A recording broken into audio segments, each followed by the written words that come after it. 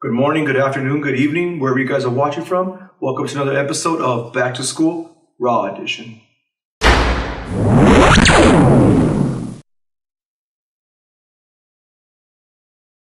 Welcome everybody to Beyond the Shoot. I apologize for last week. We didn't upload no videos. We were on a small little vacation, but we're going to do better to bring you guys videos every single week. Thank you for being loyal viewers, and we're going to, like I said, we're going to continue bringing videos to you every single week from here on out. Finally, Raw opens up without Kurt Angle. That automatically gives this a B+. And it's Paul Heyman and Brock Lesnar, B+. He's gold on the mic, and Brock Lesnar just standing there laughing, jumping up and down, taunting Roman Reigns, saying, oh, his suspension is lifted, but he's not gonna show up because he got hurt, and the Beast beat him down. Who comes out from the crowd? Roman Reigns. I actually like this because it showed his toughness. It showed he's gonna get up no matter what, and the crowd was actually behind him. Believe it or not, they cheered when he showed up.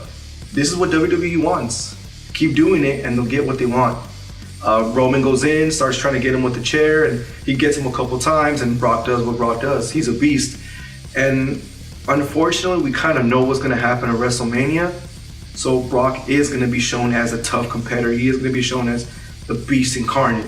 So I give this a B+. It was fun. The hits were hard. It's what we expect from two heavyweight competitors. And I'm excited to see this match, believe it or not. Although we know the outcome, I'm excited to see this match. B+ for the opening segment of Raw. Next up, we have Nia Jax versus Mickie James.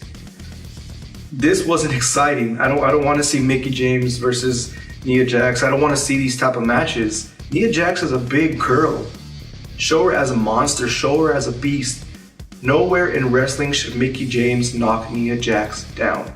That's just not fun, not entertaining, and just plain boring.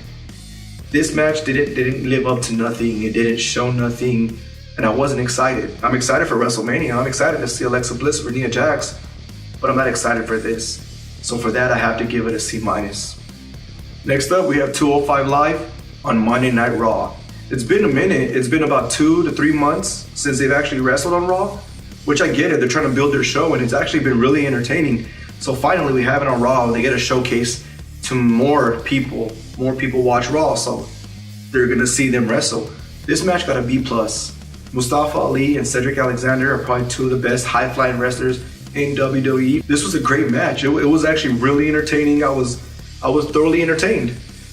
This is fun to see right before the championship match at WrestleMania. They were both joking around afterwards, pointing at the sign. It was fun. I liked it and I enjoyed it, and I hope to see more of it. Next up, we have Miz TV. This by far was probably the best segment, match, promo on Raw. It was a B+ teetering for an A.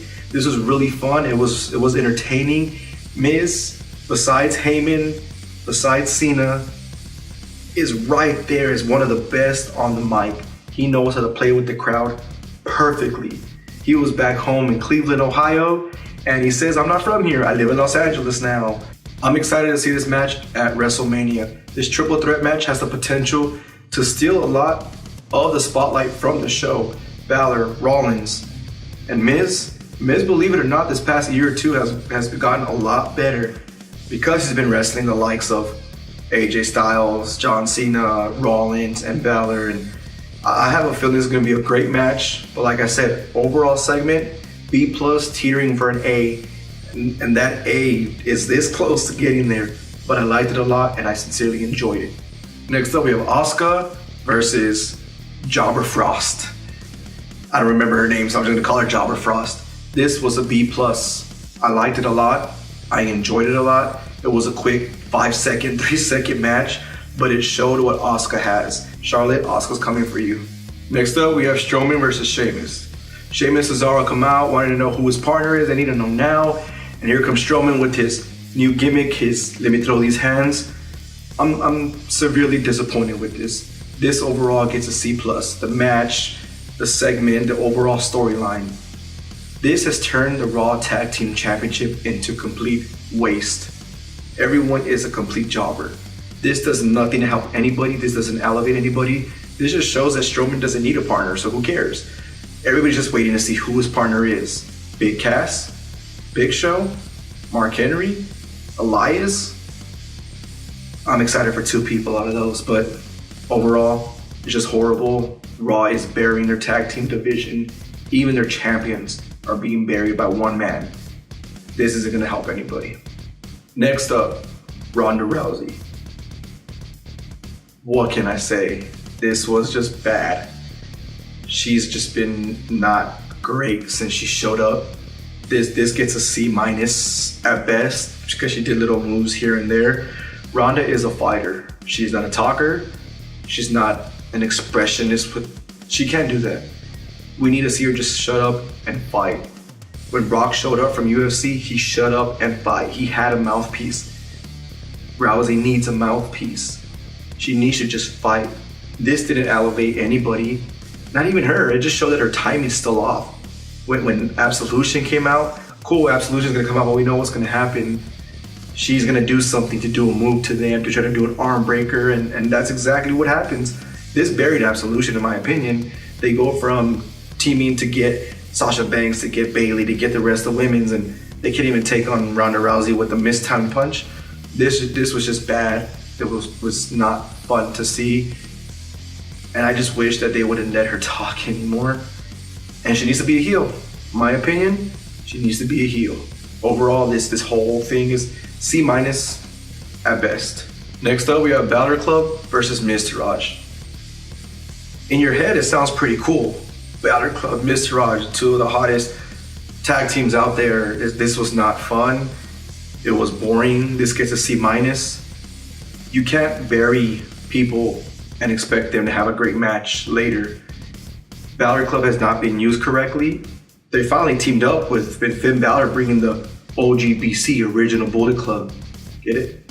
I just don't like putting quick matches to fill the show, and that's the problem with having a 3-hour show. We have 3 or 4 filler matches, but that's saved for a different story and a different time.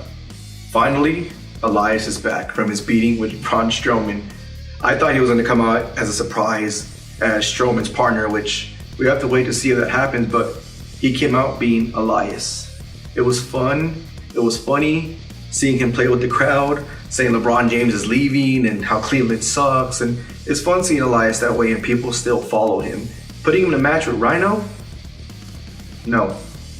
Rhino should not give competition to anybody at this point. And he shouldn't be involved anymore. And for the match to go on as long as it didn't help Elias at all. Yes, he attacked him at the end. Yes, he attacked Heath Slater at the end. But this wasn't fun to see. Another filler match, not fun. To end Raw, John Cena versus Kane. Just hearing that, we want to give it a Z.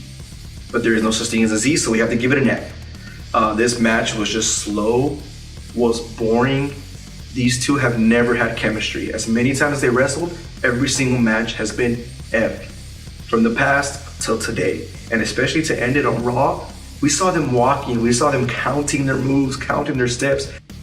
The match I give an F, the ending I give an F, but the promo I give a B+. Cena on the mic is right here. Here's Heyman, here's Miz. But here's Cena, he's number 1. He keeps calling out The Undertaker. Will it work? We don't know, but this is actually very entertaining to see. Leave the match with Kane out of it. This alone was great, but just that match was just so bad. Once again, Raw gets a C-. This is probably the 4th, 5th week in a row that this show has been horrible. They want to call SmackDown the B show. SmackDown's the A show, Raw's the F show. Raw has done nothing but bore us. My producer's falling asleep. This wasn't entertaining. Besides The Miz, besides Roman Reigns, and even besides Asuka, this entire show drags. There's no oomph behind it.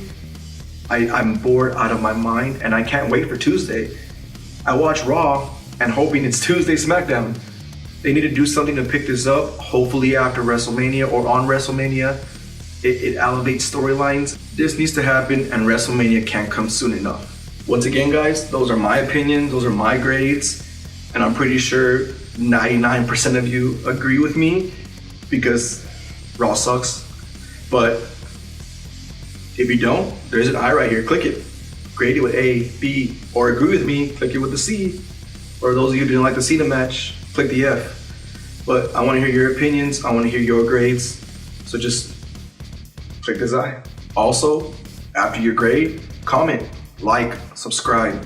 Tell me your opinion. Tell me what you want me to talk about, what you think of Raw, what you think of wrestling in general, what your opinions are for WrestleMania. Tell me whatever you guys want to tell me. Just comment down below. If you want, comment down below and roast Psycho Steve because he's in Las Vegas right now, still on vacation while we're here working. He's gonna come back and pay for it, watch. This concludes this session of Raw. See you guys tomorrow on SmackDown.